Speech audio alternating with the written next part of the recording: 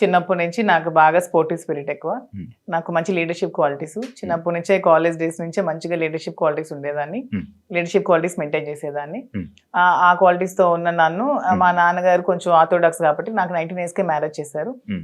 Intermediate లో marriage అయింది. Second year లో మ్యారేజ్ అయ్యాక కూడా నేను కొద్ది రోజులు ఫారెన్ వెళ్ళి షిప్ లో ఉండి నాకు ఇండియా అంటే అభిమానం కాబట్టి ఇండియాలోనే ఉండాలని డిసైడ్ అయిపోయి నేను ఇండియాకే వచ్చేసి మళ్ళీ స్టడీస్ కంప్లీట్ చేసి నా డిగ్రీ కంప్లీట్ చేశాను.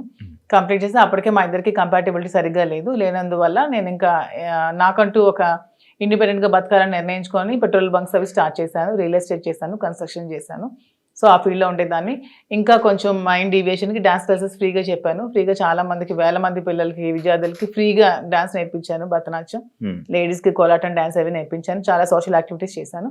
ఇవన్నీ యాక్టివిటీస్ చూసి గమనించి నన్ను పాలిటిక్స్లోకి ఇన్వైట్ చేశారు. ఇన్వైట్ చేశాక పాలిటిక్స్లో కూడా చాలా యాక్టివ్గా పార్టిసిపేట్ చేశాను. బాగా తిరిగేదాన్ని.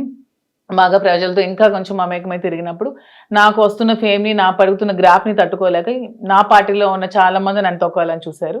ఆ సిచ్యువేషన్లోనే చాలా నన్ను బ్యాట్ చేయాలని ట్రై చేశారు. ట్రై చేసినప్పుడు నా పరిస్థితులు కూడా బాగాలేనందువల్ల, నేను దూరంగా ఉండడం వల్ల, శ్రీనివాస్ గారు కూడా ఇదే సిచ్యువేషన్లో దూరంగా ఉండడం వల్ల మా ఇద్దరం ఒకటై పెళ్లి చేసుకుందాం, తర్వాత లైఫ్ లీడ్ చేస్తాం, తర్వాత బిజినెస్ పెట్టాం, చాలా మందికి జాబ్స్ ఇస్తున్నాం, చాలా మందికి ఫుడ్ పెడుతున్నాం, లైఫ్ లీడ్ చేస్తాం. ఇది నా స్టోరీ.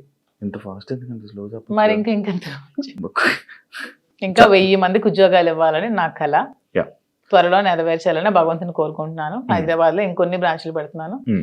వైజాగ్ లో నా బ్రాంచ్ స్టార్ట్ చేస్తున్నాము. సో ఇలా ఇంకొంచెం ముందుకు వెళ్తూ ఇంకొంతమందికి ఉపాధి కల్పిస్తూ లైఫ్ లీడ్ చేయాలనేది నా కోరిక. మీ జర్నీకి బిగ్ బాస్ జర్నీకి సంబంధం ఏంటి? నా జర్నీ చూసి నచ్చి బిగ్ బాస్ కి రమ్మని ఇన్విటేషన్. ఏం చెప్పారు జర్నీలో? ఎవరు చెప్పాలి? అడుగుతారు కదా.